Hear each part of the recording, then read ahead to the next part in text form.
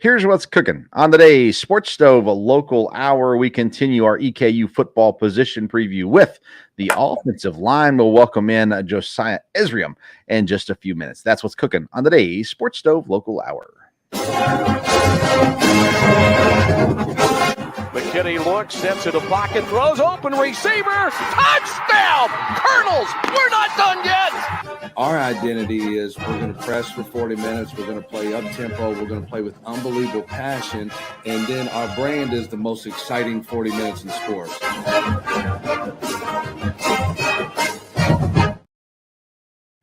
Welcome in to a late night edition of the Sports Stove Local Hour presented by Mad Mushroom Pizza. I'm Vince Stover, and I'm joined by the one and only Ryan Jackson. Rhino, how you doing, man? Doing great. Just got back from a good little practice, good little meetings. Got my snack for the day, and ready to call it a night here soon. Get up, get in to do it tomorrow. Man, I tell you what. So I've recorded some shows at this time of night before. I don't think I've ever done a live show at this time. And I will not lie, at my age, 10 o'clock is a lot later than I want to be up. But it so works out for you guys with all your busy schedule throughout the day. And so I'm happy to do it. I'm so thankful you're willing to do it as well. What we've been doing with these position previews, we've been having the position coach on and at least one player from the position. Coach Losi unable to join us this week, and so we will not have him on the program. We'll probably get him on at some point during the season, but he's unable to join us this week. But we do have Josiah Ezirim, who will be jumping on with us here in about 10 to 15 minutes as well. So looking forward to that interview with Josiah. Let's start with camp, though. I mean, you guys are almost a week in now. How's it looking out there? It's honestly, it's been a whole lot of fun. This team's really fun. The guys have gelled very well together. It's been competitive between us and the offense. It seems to be a back and forth, which is a good thing. The goal is for my side to completely dominate one day, but if the offense beats us, the offense beats us, and we have to tip our hat to them. But it's been good. People have grown. People have changed. Mindsets have gotten changed, and that's probably the biggest thing that's helped us. Seeing not only older people but young kids' mindsets change and get into like grind mode, into the work mode. And this is going to be the hardest week because Coach Wells calls it, you're right in the middle. You can't see the start and the end's coming up. So you can't lose focus and you can't lose your fundamentals. But that's the little stuff we be working on. So I was out there last Friday, day 3 of camp. And it seemed the coaching staff, specifically Coach Wells, seemed overly negative during the day. There's a lot of yelling, which is normal and whatnot. But there was definitely some people getting the brunt of some of it. The air horn guy got demoted for the time being. They had to pass it off to the other guy. I won't call out any names on that. But I was talking with somebody else at the practice, and I was like, "Oh man, air horn guy got demoted." I was like, "But it's early." He goes, "Well, he's been here 3 years." I was like, "Oh, okay, never mind." Just an off day, off day for the air horn guy. Guys, coaches getting yelled at. I heard players getting yelled at. It was a good day, but needless to say, I'm sure there are those days, right, where you got some days are a little bit more positive versus other days where it's not clicking for everybody. Mm-hmm. And the more mistakes you make, the more yelling's going to happen, right? Right. And yelling's not an overall bad thing all the time. Right. You really have to what they're saying and not how they say it sometimes. Sure. Because our coaches are aggressive and they want to get their point across. And it really hurts sometimes young kids that don't know how to take coaching, especially when they move from high school to college, because it's a different game and it's more of a business. And you have to treat it a whole lot more serious. That's why the coaches are a lot more serious. Yeah. So that's why you hear all the screaming, the yelling, because they want people to improve. They want people to keep getting better. None of our coaches are screaming at you just to scream at you or yell at you. We have great coaches, great staff, great people, and they really genuinely want to see everybody improve, no matter if you're a 4 on the depth chart or a 1 trying to go to the next level. Definitely. Now, I'll say this from what I saw, and again, I was only out there for one practice, but what I saw out there last Friday, Brian Johnson, wide receiver, man, he just showed out on Friday. And I know there's been already some injuries in the wide receiver room He's getting opportunity, it seems like, in these practices right now. I know you've talked about him before, but BJ seems to be a guy that's earning his time on the field. I would definitely agree with that. BJ has put in the work just as long as I have for these 4 years, and it seems to be his turn. And I'm glad he's taking it with both hands. He's maximizing his opportunities, and I'm glad he's doing the work, and he's really earned this. And now he talk a little bit too much for me, but me and BJ are locker mates, so we talk crazy to each other all the time. Yeah. Well, Brian, I don't know how much people pay attention to this. He's got good size, 6'2", 200. So he's a beefy kid. He's also from Cincinnati, so that's pretty cool. He's going to get to go home. I'm sure he'll have lots of family there for the Cincinnati game as well. So that's kind of a cool opportunity for him there as well. I saw, though, when I was out there, the defense was getting the better of the offense for the most part. A couple sacks, a couple interceptions as well. And so we'll get to the offensive line in just a second. But the turnovers they were kind of down a little bit last year.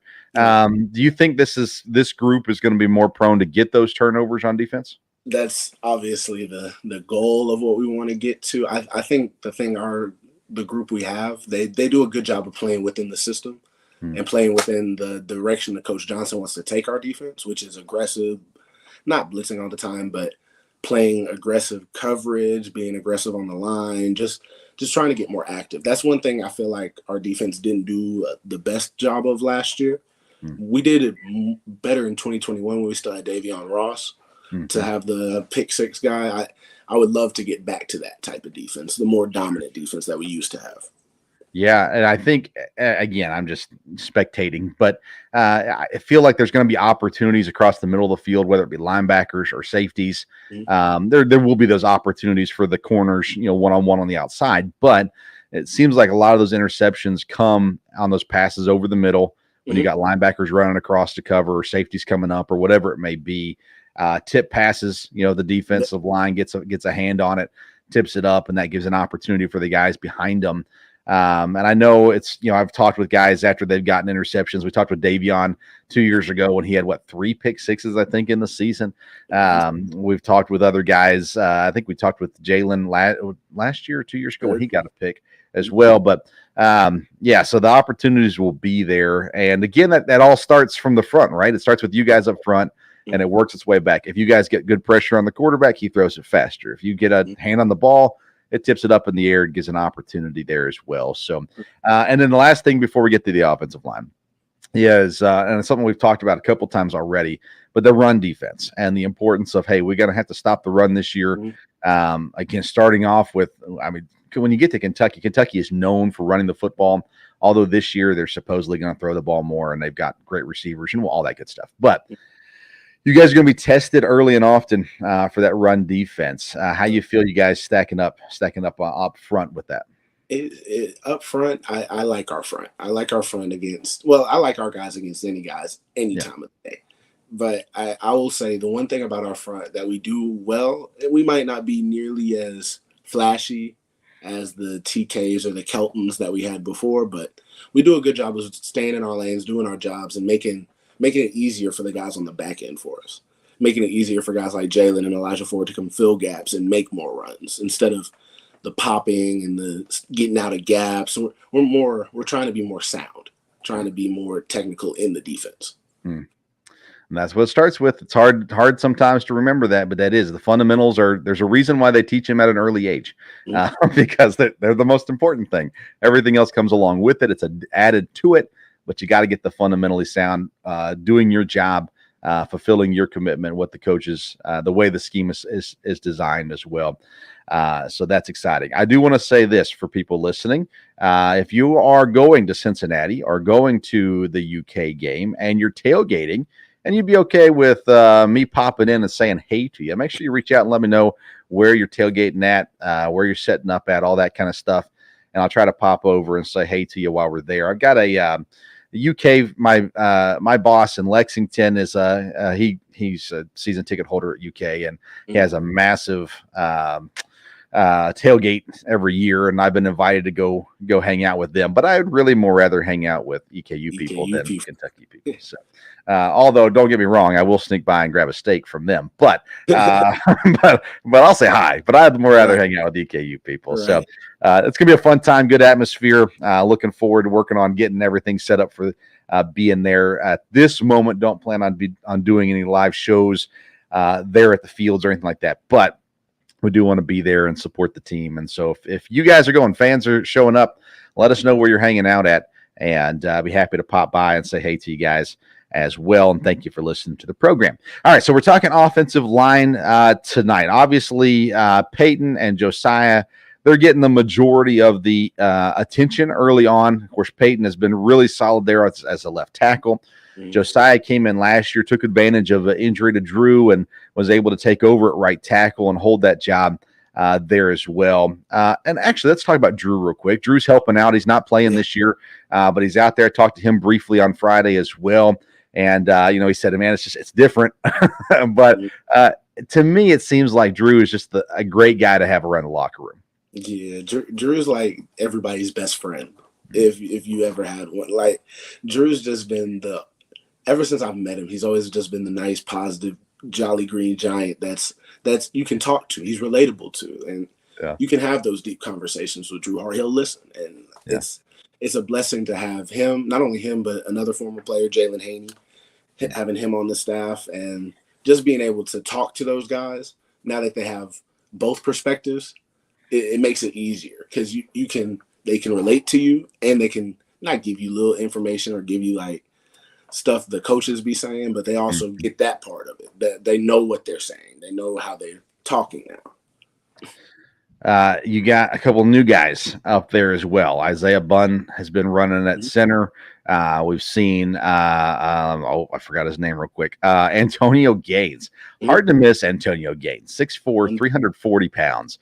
He's been running at guard. And, of course, Josiah and Peyton on the outsides. Vincent Munlin is the other guard as well. Antonio Gaines, let's talk about him real quick. 340 pounds. That's what he's listed at on the website, and I've been told that's pretty much where he is. It never hurts to add that kind of size to your offensive line. No, Antonio's been not only a great ad for the line, but a great ad for the locker room. I can't wait to get him on the podcast someday. Y'all have to talk to him. Funny, super funny dude, super down-to-earth guy. He's awesome. And monster on the football field, too. Big bruiser. He moves very well. He actually played D-line in high school, so that's probably beat work a little bit better. Yeah. But he's a solid guy, solid person, and I wish the best for him. He was originally at Charlotte. Did not play at Charlotte, but was there for a year. He's considered a redshirt freshman this year, so he's got lots of eligibility around him as well. Now, I am not going to lie, trying to figure out what year people are is really hard these days. But nonetheless, I know he's got eligibility. And then again, you got Josiah and Peyton, both of them getting some preseason nods, some different awards things. And Josiah, the talk around Josiah right now is last year in the spring, he actually had a draftable grade from the scouts. He was already considered draftable in the NFL, and that was the end of his first season full-time at offensive line. And so now he comes into the second full season. He didn't even start all of last season. He will this year, barring injury. And, he's got the eyes on him, which brings eyes to the rest of the program, too. Scouts might come to see Josiah, but it gives you guys a chance to get seen. So how cool is it to see guys? You already see three guys from last year in NFL camps right now. Matt Jackson, TK McClendon are both in Tennessee. Willie Taylor's down in Jacksonville. And now you've got guys, of course, Parker's getting a lot of attention, but you got Josiah, you got Peyton.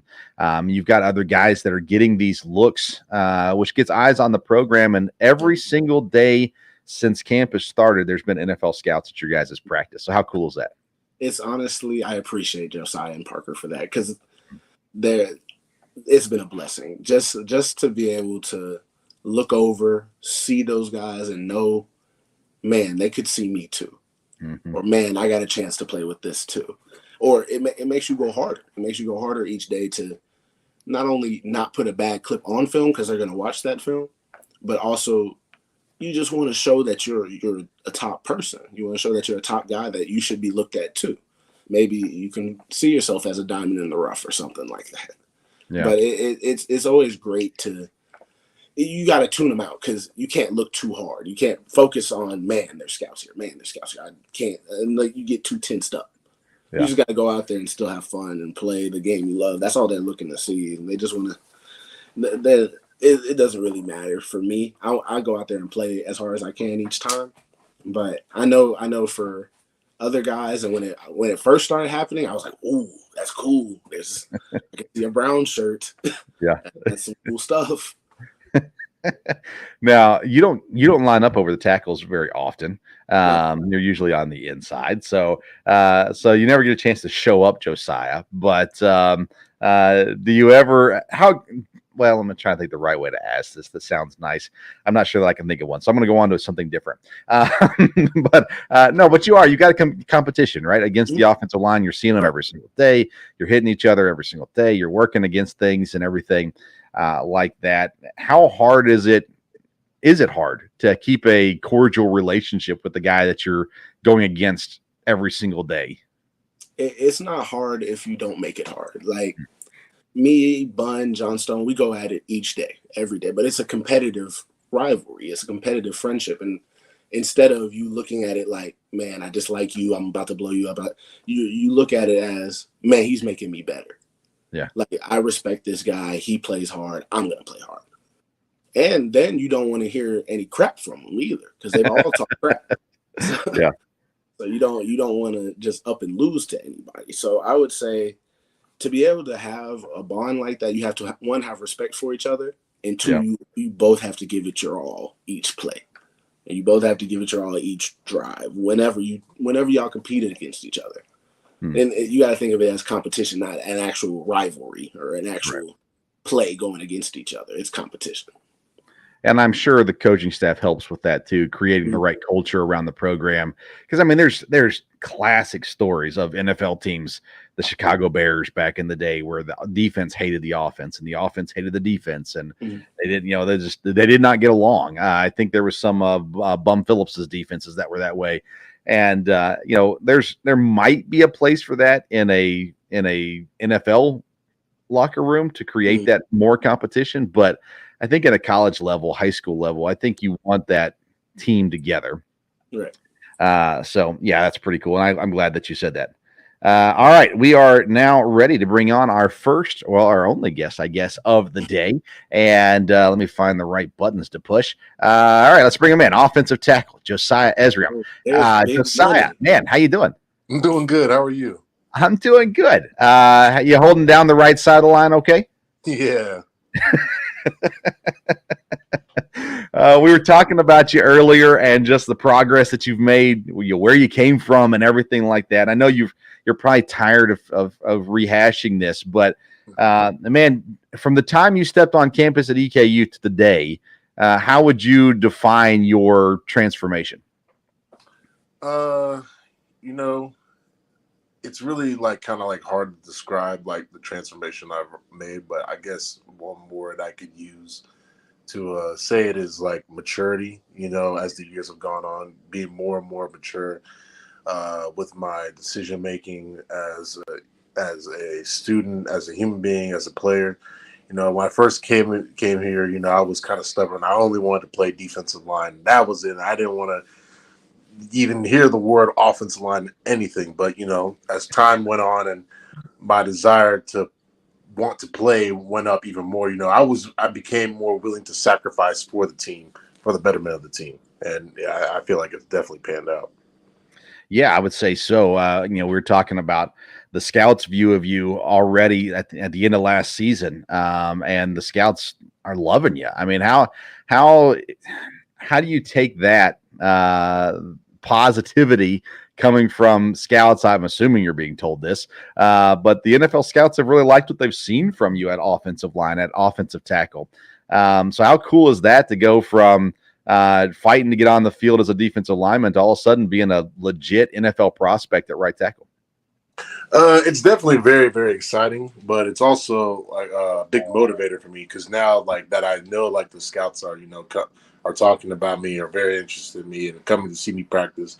You know, it makes you want to go even harder than what I've already been doing. You know, it just adds more motivation to the work that I've already put in. How easy is it blocking the guys in practice? No, I'm just kidding.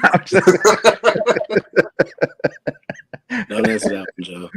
Don't answer that one.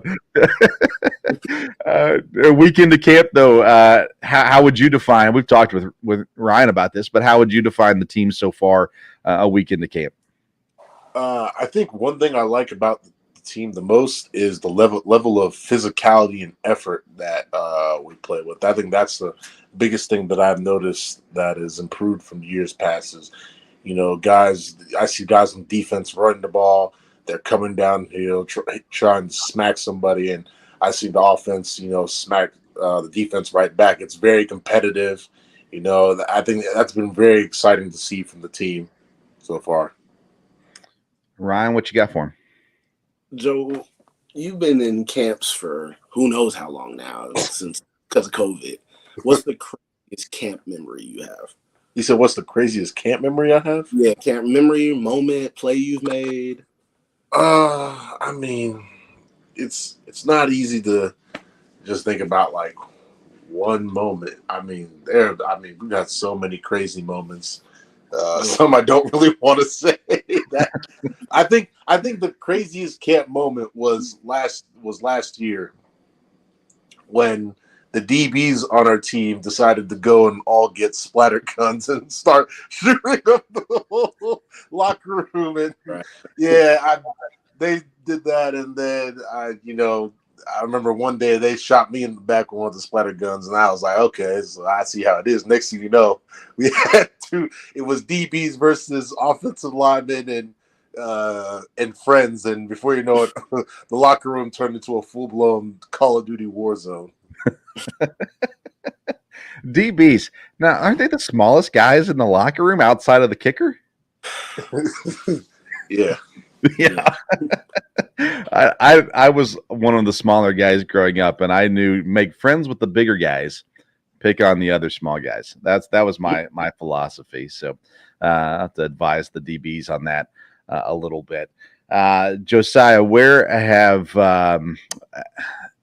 the competition that you face in practice, how does that help you prepare for what the season is going to be ahead?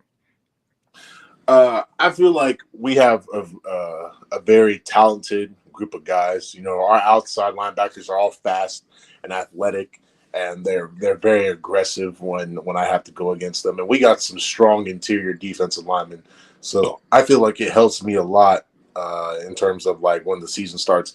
And also with the level of physicality they play with, I feel like it helps me a lot because I feel like they help me get prepared for the games that we play during the season. Right now, are you lining up next to Antonio? Is he practicing right guard right now? Yeah. Okay, so that's a change from last year, of course. How is that communication going? Learning a new guy next to you and working on that process. Well, you know, I'm a guy that really likes to like build chemistry with the guys that I play with. I like to get to know the people that I'm going to play alongside with. Like, you know, with last year with Karon, I mean, me and Karon were practically best friends. I mean, I was hanging out with him all the time. And, you know, he was a Tennessee transfer who had played a lot of ball, especially an offensive line position. So he helped me understand things that maybe I didn't really understand, and also helping me out with technique. And, you know, now we have Antonio, who's a redshirt freshman, you know, kind of a younger guy. So, you know, also a lot of the things that Karon has instilled in me, you know, with technique and understanding defense, as well as things that I picked up over time, I've kind of used it to kind of like help him along, you know, helping him understand our offense a lot better and where we got to work our combos to, you know. With of course, he's a big boy, and you are as well. You're no slouch, but how do you feel the size and the physicality of the offensive line is as far as preparedness goes into this season? I feel like it's right. I feel like it's where it needs to be, size and physicality wise. You know, it's obviously, like, you know, there's always things that you're going to have to be able to fix as camp goes on. You know, you're not really going to be, you're never going to be perfect at everything. There's always going to be things that you need to work on. But you know, I definitely like the group that we have at offensive line right now. And you got Cincinnati and Kentucky. We've talked about this with everybody we brought on. First 2 games of the season, Big 12 opponent, SEC opponent. They're going to be a little bigger and a little faster and a little stronger than the rest of the guys you're going to play throughout the year. Similar probably with a lot of those teams, but definitely there's going to be a slight difference with that. Do you do anything going into the year preparing for those kind of opponents versus if you were coming in starting the year off against even Eastern Michigan like last year? Not really. You know, everyone thinks, you know, a lot of people make some of the games a bigger deal than what it needs to be. You know, and you know, I treat every game basically the same because you can win and lose on any given day. You know, there's no guarantees in football. And, you know, you still have to work no matter what you do. You gotta still trust the scheme and trust your technique and what you do. Because as long as you do what you're supposed to do, then everything falls into place real. And just doing what you're supposed to do. That's what Ryan's been trying to tell us. We're going to listen to it eventually. Ryan, what else you got for Josiah? Joe, this is more of a would you rather. Would you rather drive somebody like 10 yards like a Michael Orr style play, or would you rather go for the pancake? That's really a good question. I'm going to be honest. I don't know. There's something about just driving, because I don't know. There's something about driving somebody back like on the screw, like just like you just moving them backwards. Like I think I might go with somebody back in yards. Okay. Drive them back. I like that. Let's see here. I was going to ask you something else, and now I have lost what I was thinking of.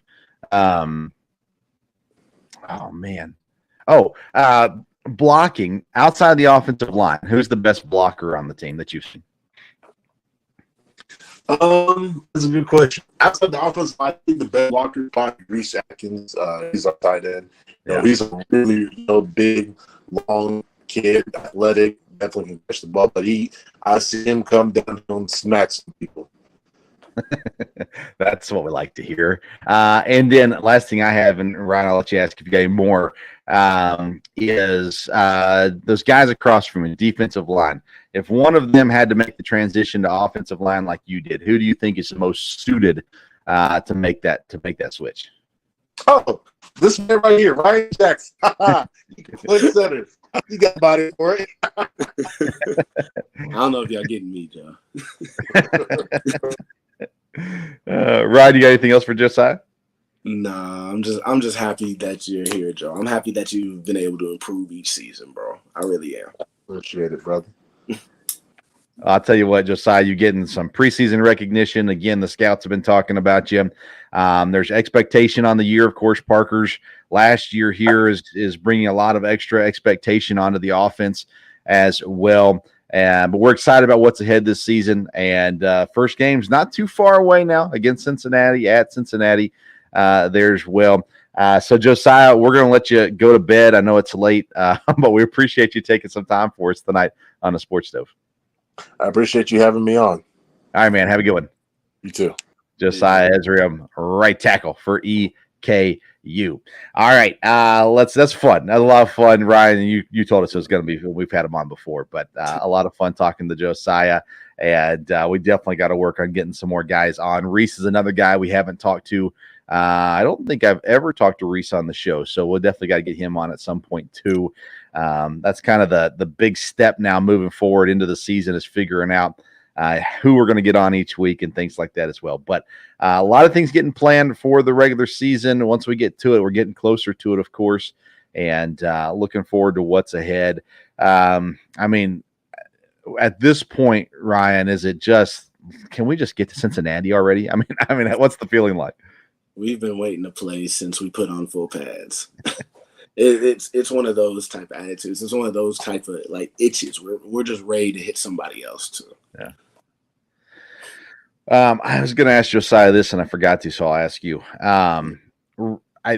Generally speaking, it seems like the starting five on the O-line is pretty well set.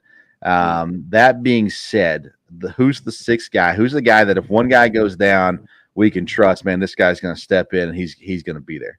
Call on John Stone. John Okay. Stone is one of our swing players for a good year or two. He could very well be a starter for us this year, or he could be a swing guy. He can play from guard to guard, and with not a sneeze, nobody would even notice. He can. And he's a Kentucky kid, played at Paul Blazer in Ashland as well. So we always like to hear those Kentucky kids for some reason. We get excited about that. School, man, everybody's moving in. Is there a change on campus right now? I know you don't live on campus, but does it feel at all different, or do you not notice it? It's you can definitely tell there's a lot more people here. You can definitely tell. I hope it doesn't lead to more distractions for our team, which that's the one thing you worry about.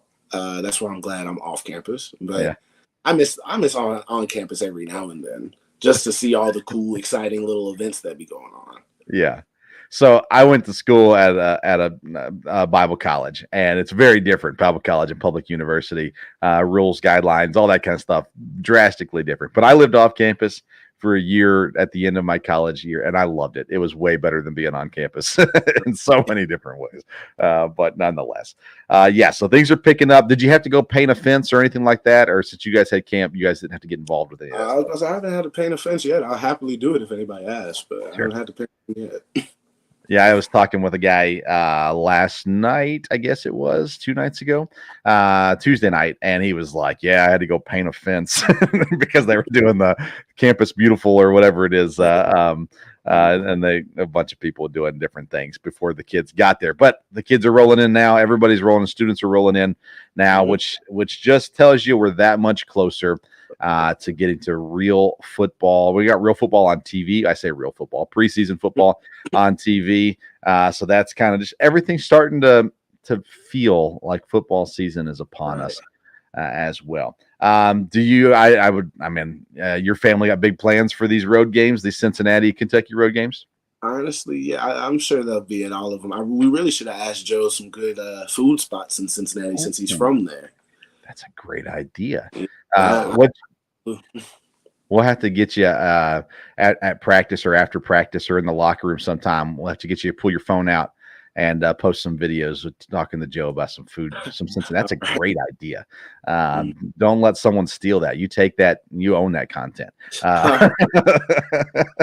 So there you go. So lots of stuff happening, man. And I know it's late, and I keep babbling on 10:30 tonight on a Thursday, but I'll tell you this, Ryan, I've talked with numerous people who tune into the program.